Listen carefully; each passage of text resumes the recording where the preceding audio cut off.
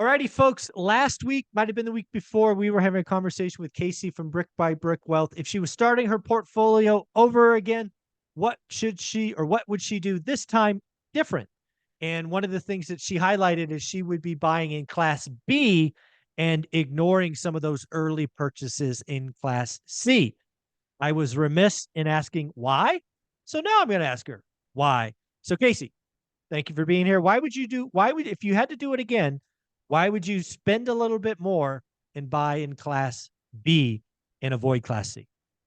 I'm so glad you asked this question. People don't ask themselves this enough. They just look at early numbers at how much money am I putting into it, and they stop to think about the lifetime ownership of property. You're buying a rental for buy and hold, and you're owning it for a long time, 10, 15, 20 years, or whatever it is. It's not just today's purchase. It's not just the cash flow numbers year one and how much money you're putting into it and what's today's ROI. It's how about next year and the year after, and how many headaches do you want, and how much turnover costs do you want, what types of tenants do you want, who's going to take care of your property. Whew, goes on. So I learned, B class is much better than C class. C class is a great starting point. Although our first property was B class, those B class properties do cost more, and I thought our money could go farther if we went into C class. Of Whereas course. it's true, after about 8 years of investing, I found that the B class properties have provided significantly more income and significantly less headaches than the C class properties, especially if you're managing yourself. So That's a key. why we Yeah. invest in B class is because in the long run, it's cheaper and I make more money and I get better quality of tenants.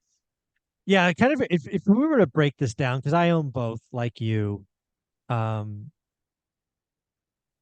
when you look at the total return over a decade, I think you're right. I think it's fair to say that Class B appreciates more than Class C. Mhm. I think in general, uh, rents go up more in Class B than Class C. Maybe not on a percentage basis, but certainly on an absolute basis, Right. which is where cash flow comes from. Makes sense. Also, the headache factor. While I have some great, C class stuff that are no problems, if you were to look at it entirely, I would guess that 70% of my headaches are from the C class.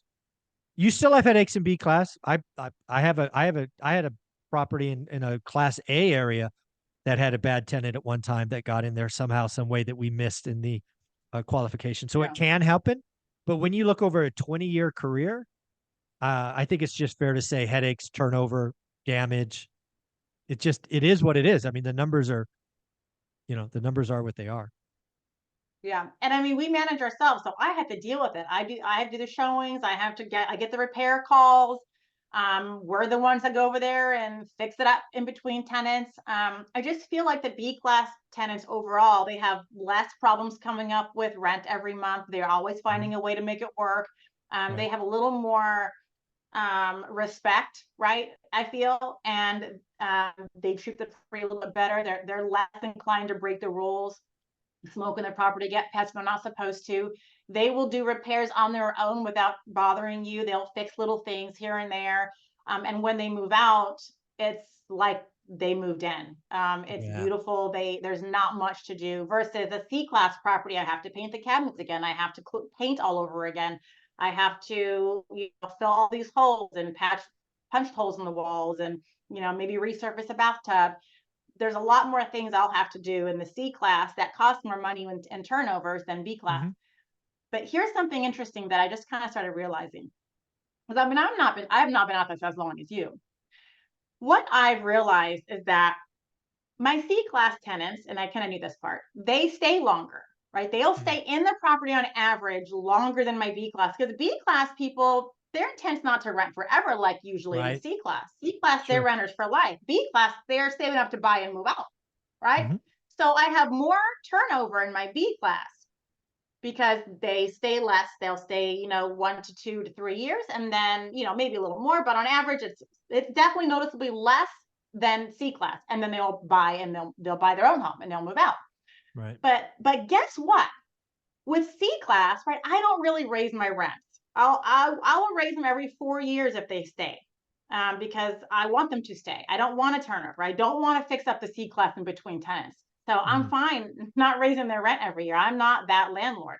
Right. So they'll, but with B class properties, when they do move out, right, my rent goes up because Yeah. I now rent it at market rent. So I'm not raising rent on anyone, but market rent, it goes, there's a new market Sure. rent. So I get to rent at the new higher rate. So even though I get more of a turnover with my B class, it's consistently renting at market rent.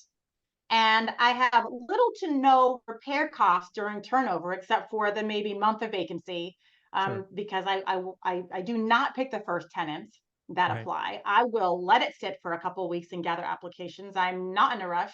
No tenant is better than a bad tenant. And even in B class, you'll get all sorts of applications. And I'm waiting for the perfect tenant, the one that I know is going to leave my property in the same condition as when I gave it to them in. So Yeah. I'm fine waiting for that. But when I do and I get a new tenant, it's at a new market rent. So the turnover I just did, the one I said was vacant in the earlier video. The people that just moved out, they left at $1,600 a month. And the new tenants, so I have applications in right now from a couple that I showed yesterday, very promising, with pet rent $1,750. Oh, wow. And guess what I had to do to clean it up between tenants? I brought my bottle of 409 and a couple, old towels. And I kind of wiped down a little bit better, like the bathroom. And I mean, I had one towel. Okay. My Okay. husband is going to come putty up a couple holes from the amount of their TV and touch up paint. But I kid you Sure. not, that's it. Wow. Nice. Yeah. Nice. So I'm getting a huge rent jump. And it was a little more effort, right? Because I got to market it for rent and all that. Yep. And it's a month vacant, but it's going up $150. Yeah. If we were looking at your portfolio, what you have 9 units today? 8 units? We have 9 properties, but that includes our 9. primary. So we have Right. 8 So 8 rental rentals. houses. Yeah. 8 rentals. So if we were, and again, in a past video shared, you would just buy Class B. What do you think you would have today if you just bought Class B? Because again, they're more expensive. Do you think you'd have 6? I don't know. What do you think you might have? Well, most of ours are in B. Oh, So we okay. have three of ours are in C class. Okay. 3. All right. So we might have another property or 2, Okay. maybe All right. 1.5 So properties to the 3 that we have. But I'm only buying in B now. yeah. So again, you wouldn't grow as fast. It would take more of a down payment. It's just math at this point, but you would still be on the journey. You'd still have multiple properties. It'd just Yeah. be a little slower as you get the down payment. And the appreciation is much higher Oh, with the B class. So if I wanted, and we haven't, but if I wanted, we could cash out refinance on probably 3 properties and cash flow with the rents.